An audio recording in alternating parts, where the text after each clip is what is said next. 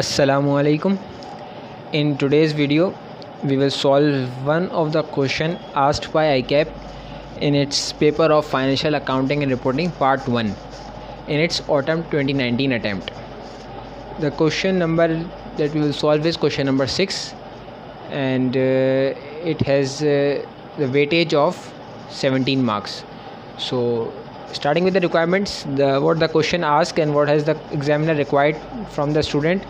In accordance with IFRS, prepare a note of property, plant, equipment for the inclusion in ML's financial statement for the year ended December 31st, 2018. Comparative figures and columns for total are not required. यानी कि हमें IAS 16 के हमें simple सा एक जो disclosure मांगा है उसने वो हमें उसको बना के दिखाना है December 31st, 2018 का।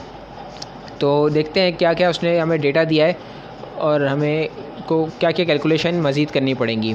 तो starting with the question, Monday limited company का नाम है जिससे नीचे जो दी गई इन्फॉर्मेशन पर्टेन करती हैं।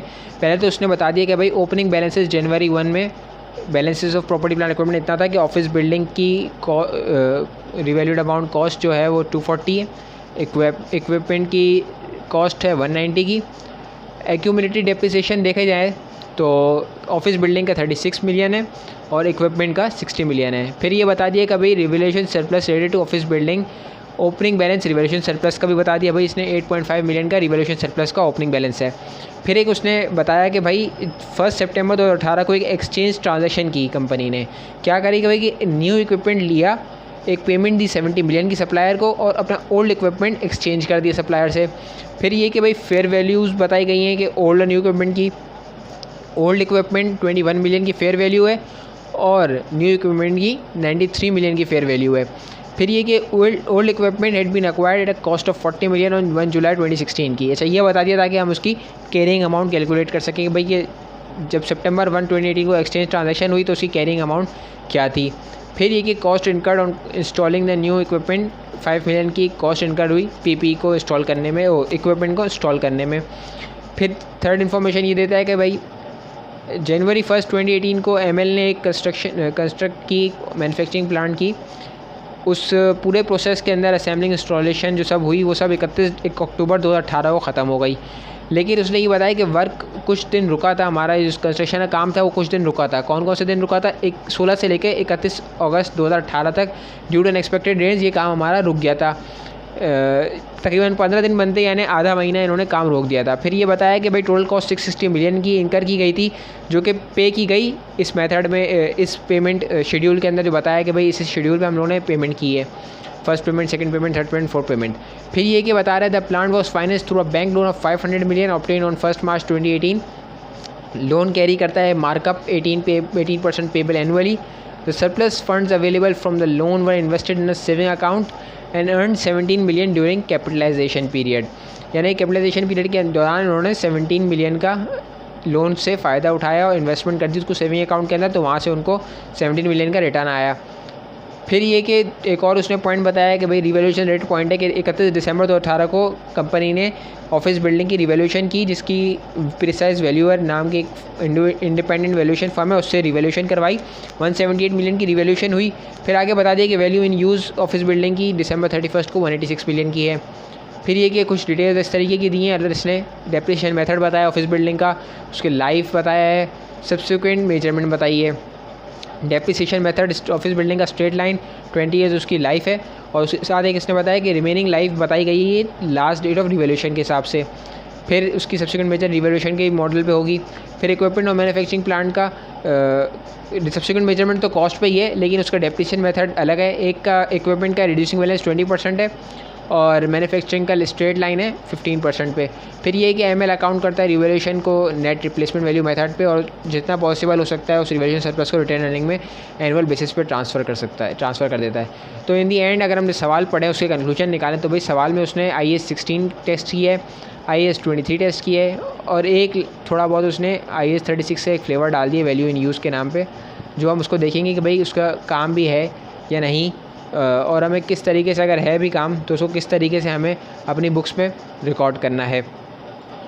अच्छा, अगर हम सोल्यूशन देखें, सबसे पहले तो मैंने एक एक्सट्रैक्ट का एक थोड़ा नमूना अपने सामने तैयार कर लिया कि भाई एक्सट्रैक्ट बेसिकली इतना ही ऐसा ही इसी तरीके का होता है, इसी तरीके की इसमें चीज़ें होती हैं। Monday limited notes to financial spend, फिर फॉर द ईयर, फिर इसके अंदर gross carrying amount, opening equipment depreciation, opening carrying amount, इस तरीके का अमूमन इसी तरीके का हर उसमें होता ही है। तो मैंने एक तरीके से उसको बना लिया। तो सबसे पहले अमाउंट्स फिल कर लेते हैं। अमाउंट्स किस तरीके से फिल होंगे, पहले हम तो ग्रॉस कैरिंग अमाउंट की सीधी सीधी जो उसने डेटा दिया हुआ है क्वेश्चन में, पहले हम उसी को फिल कर लेते हैं। इक्विपमेंट में उसने 190 मिलियन की अपनी कॉस्ट बताई है, ओपनिंग बताई है, और एक्यूमुलेटेड डेप्रिसिएशन 36 का बताया है। ऑफिस बिल्डिंग का इसने 240 मिलियन का, सॉरी 60 मिलियन का है ये।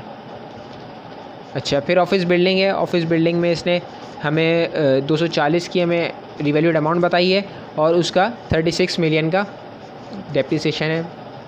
प्लांट ड्यूरिंग द ईयर आया है तो उसकी कैरिंग अमाउंट ओपनिंग में कुछ भी नहीं होगी। अच्छा, एडिशंस में हमारी एडिशन हुई है इक्विपमेंट की और एक प्लांट की। तो पहले अगर हम एक्सचेंज ट्रांजैक्शन देख लें भाई, कि एक्सचेंज ट्रांजैक्शन में ये जो यहाँ पे अमाउंट आएगी एडिशन की, यहाँ पे ये कैसे आएगी, इसकी वर्किंग करते हैं सबसे पहले तो। ठीक है, स्टार्टिंग विथ कि भाई उसकी कॉस्ट क्या आती है, कॉस्ट ऑफ द इक्विपमेंट। सबसे पहले हमने भाई पेमेंट करी कुछ ऊपर अलग से एसेट को ख़रीदने के लिए, कितने की, 70 मिलियन की। फिर ये कि हमारी fair value of old asset cost का पार्ट बनेगी, कितनी है fair value of old asset हमारी, 21 मिलियन की। और साथ में हमने एक खर्चा किया है हमने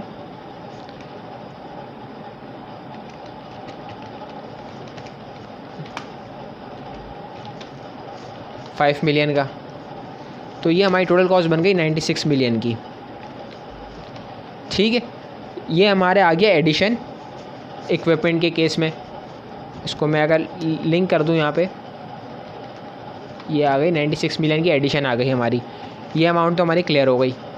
अच्छा, अब अगले अमाउंट पे आते हैं। अगले अमाउंट क्या है, पहले इक्विपमेंट का ये पूरा का पूरा हम देख लेते हैं। पहले तो हम उसका वो निकाल लें, अब डिस्पोजल किया हमने, डिस्पोजल के अमाउंट भी निकाल लेते हैं। अभी चूँकि ये जो ये वाला पार्ट है ये अभी नेट कैरिंग बेसिस पे चल रहा है, तो अभी हम उसकी डिस्पोजल के अमाउंट निकाल लेते हैं कि भाई उसकी कितनी अमाउंट बची है, हमारी कैरिंग अमाउंट कितनी है। तो हम निकाल लेते हैं carrying amount of the equipment. हमारी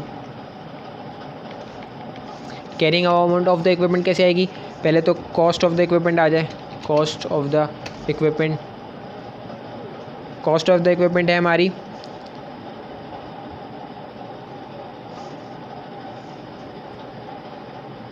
40 मिलियन की। फिर डेप्रिसिएशन चार्ज हुआ भाई हमारा 1 जुलाई 2016 में ख़रीदा था हमने, डेप्रिसिएशन चार्ज होगा 2016 का। 40% की उसकी कॉस्ट है, 40 मिलियन की कॉस्ट है, 20% डेप्रिसिएशन चार्ज होगा। और दिसंबर 31 को ईयर एंड होता है, तो इस हिसाब से हमारा 6 महीने पास हुए अभी इस डेट पे, दिसंबर 2016 की डेप्रिसिएशन कैलकुलेट करते हुए।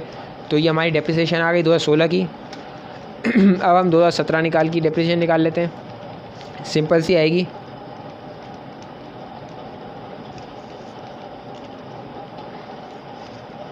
-4 ये कैरिंग अमाउंट आ गई।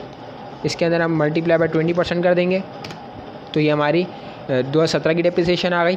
फिर हमारी एक्सचेंज ट्रांजैक्शन हुई सितंबर में, तो अगर हम महीने काउंट करें तो जैन, फेब, मार्च, अप्रैल, मई, जून, जुलाई, अगस्त, सितंबर, यानी 9 महीने हमारे 2018 में डेप्रिसिएशन चार्ज हुआ है। तो अगर हम उसकी कैलकुलेट कर लें भाई कितना अमाउंट होगा, तो यहाँ पे अगर हम निकाल लें तो इसका बनेगा 28.8 हमारी कैरिंग वैल्यू होगी इस टाइम पे। तो 28.8 इंटू 20% इंटू 9/12, 4.32 की हमारी डेप्रिसिएशन आ गई। सॉरी 9 महीने नहीं है, 8 महीने है। सितंबर 1 को ट्रेडिंग हुई है ना हमारी, तो सितंबर काउंट नहीं होगा। 3.84 ये हमारी आ जाएगी कैरिंग अमाउंट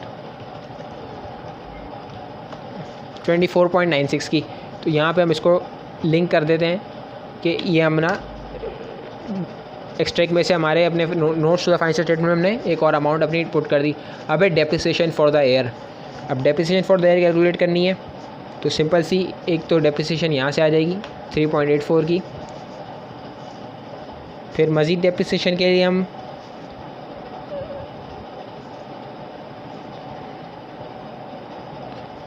अदर चार्ट बना लेते एक डेप्रिसिएशन ऑफ द इक्विपमेंट का।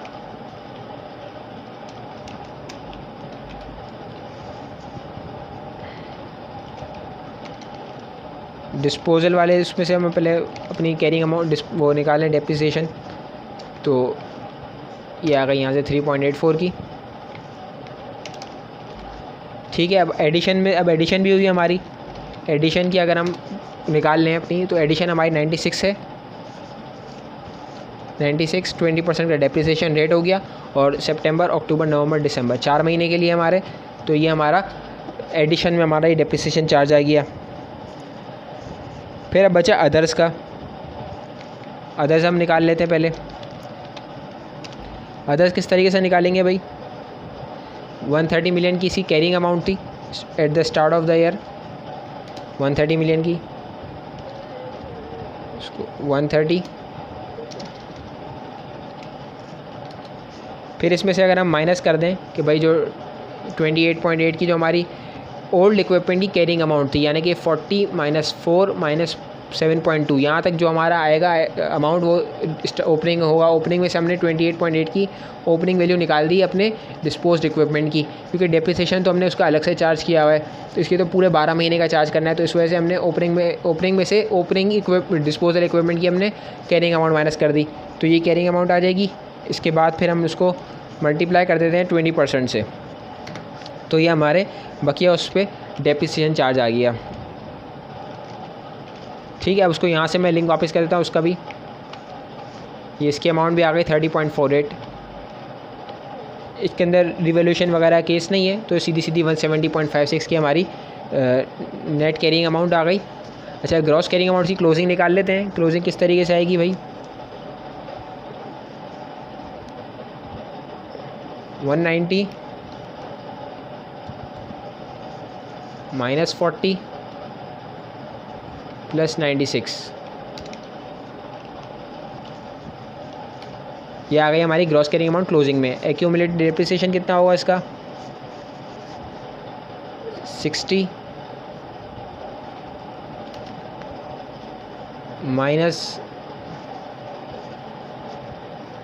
20.24 - 6.4,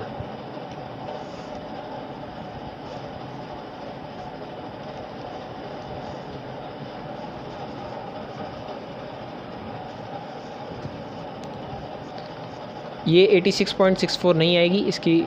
हमने क्योंकि यहाँ से ओपनिंग में 60 मिलियन ले लिए हैं हमने ये, लेकिन इस 60 मिलियन के अंदर हमारा ओल्ड एसेट का भी, ओल्ड इक्विपमेंट का भी डेप्रिसिएशन शामिल है, तो उसमें से हम ओल्ड उसका निकाल देते हैं। वो कहाँ से आएगा हमारे पास, ये रहा -4, ये यहाँ से आ जाएगा -4 और -7.2, इसका टोटल होगा -11.2। इस 11.2 को हम यहाँ से निकाल देते हैं, तो हमारी फिर सही अमाउंट आ जाएगी 175.44। तो ये हमारा 170.56 और ये 170.56 ये हमारा मैच कर गया, यानी यहाँ पे हमारा हम लोग क्लोज कर देते हैं अपना इक्विपमेंट का काम। अब हम करते हैं अपने ऑफिस बिल्डिंग पे। ऑफिस बिल्डिंग में किस तरीके से करना है, ऑफिस बिल्डिंग पे हुई हमारी एडिशन, तो सबसे पहले हम उसका कैलकुलेशन कर लें एडिशन के हवाले से, उस रिवैल्यूएशन के हवाले से।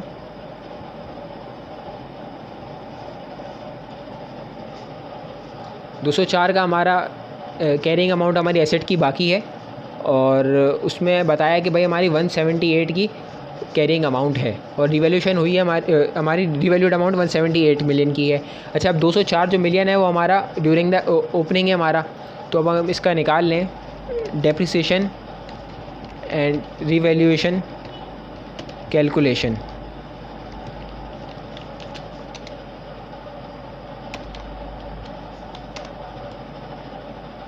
ठीक है, अब इसको किस तरीके से निकालते हैं, सबसे पहले तो हम भाई ओपनिंग लिख लें इसका। ओपनिंग 204, लेकिन अब ये है कि ये माइनस, अब इसमें हमारा स्ट्रेट लाइन मेथड फॉलो होता है इसमें, तो इस वजह से हम उसको कैरिंग अमाउंट पे नहीं, इसकी कॉस्ट पे कर सकते हैं। अब हम कॉस्ट के हिसाब से अंदाज़ा लगाएं तो इसमें 12 मिलियन का हम हर साल अपना डेप्रिसिएशन चार्ज करते हैं, तो इसमें हमारे 17 ईयर्स की लाइफ बाकी रह गई है। तो अगर हम इसको डिवाइड कर दें डेप्रिसिएशन 2018 का, ये आ जाएगा 204 डिवाइडेड बाय 17।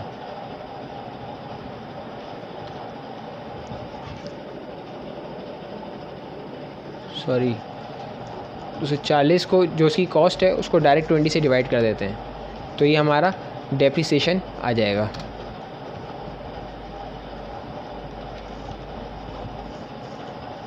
सही डेप्रिसिएशन आ जाएगा हमारा ये। इसके बाद हमारी कैरिंग अमाउंट आ जाएगी हमारे सामने, भाई क्या है कैरिंग अमाउंट है इसकी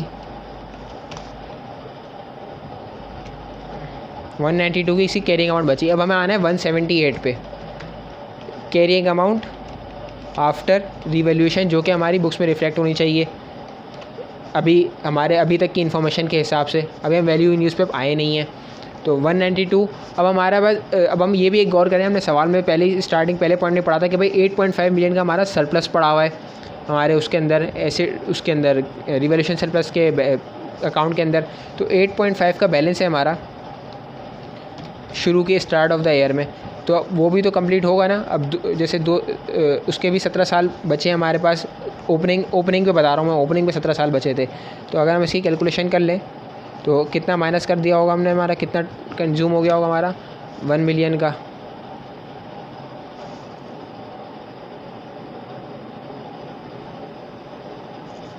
$8.5/17 1 मिलियन का नहीं है, इसको फिगर इसकी राउंड ऑफ हो गई है। ये हमारा ट्रांसफ़र हो गया रिटेन अर्निंग के अंदर, ये वाला बैलेंस, और हमारा फिर ये बचा हमारे पास अभी जो बैलेंस बचा हुआ है 31 दिसंबर 2000 पे, वो 8 मिलियन का है। अब चूँकि रिवैल्यूएशन लॉस हो रहा है हमें, तो सबसे पहले पैरा 40 कहता है कि भाई आप अपना रिवैल्यूएशन लॉस अगर हो रहा है आपको और आपका पहले से रिवैल्यूएशन सरप्लस में बैलेंस मौजूद है, तो सबसे पहले उसको एलिमिनेट करो। अब 192 से 178 पे आना है, तो 8 मिलियन पूरे का पूरा हमारा निकल जाएगा उसके अंदर। तो 8 मिलियन हम लोग यहाँ पर माइनस कर देते हैं।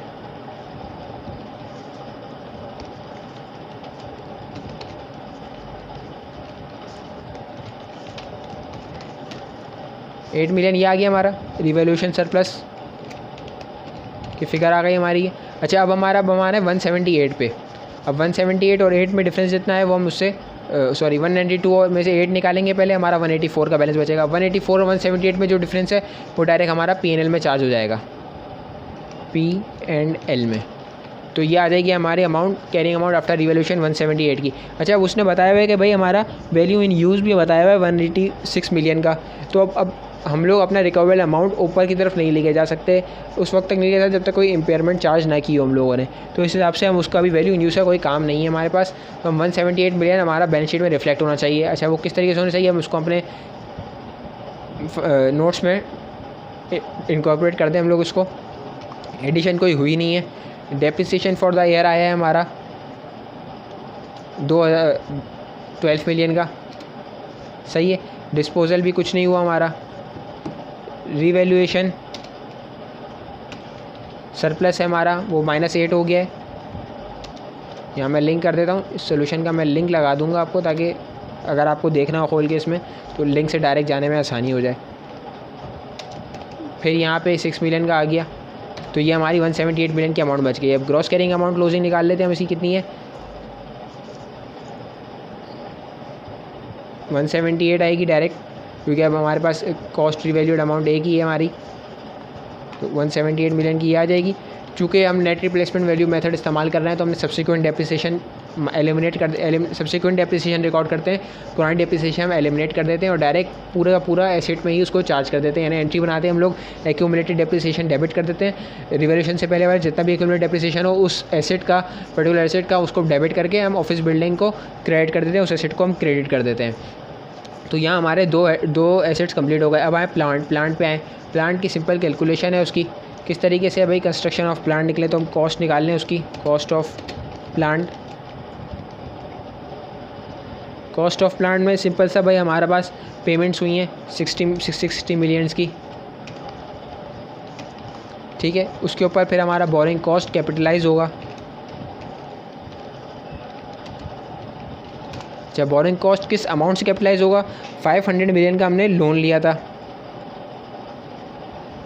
500 मिलियन का हमने लोन लिया था, मल्टीप्लाई बाय 18% का उस पर एनुअली इंटरेस्ट है उस पर। फिर हम उसको अब मल्टीप्लाई करेंगे नंबर ऑफ़ ईयर से। हमने मार्च से लेके अक्टूबर तक का उस लोन का इस्तेमाल किया, मार्च, अप्रैल, मई, जून, जुलाई, अगस्त, सितंबर, अक्टूबर, 8 महीने। लेकिन अब उसमें मसला ये है कि हमने एक पॉइंट पढ़ा था उसके अंदर कि भाई 15 दिन तक अप्रॉक्स वो इस्तेमाल नहीं हो सका, हमारा काम रुक गया था, तो वो उस टाइम पीरियड का हमारा इंटरेस्ट कैपिटलाइज नहीं होगा, वो डायरेक्ट पीएनएल में चार्ज होगा। इस वजह से 8 की जगह हम अप्रॉक्स 7.5 ले लेते हैं, 7.5 महीने ले लेते हैं। तो ये हमारा 56.25 बोरिंग कॉस्ट आ गई हमारी।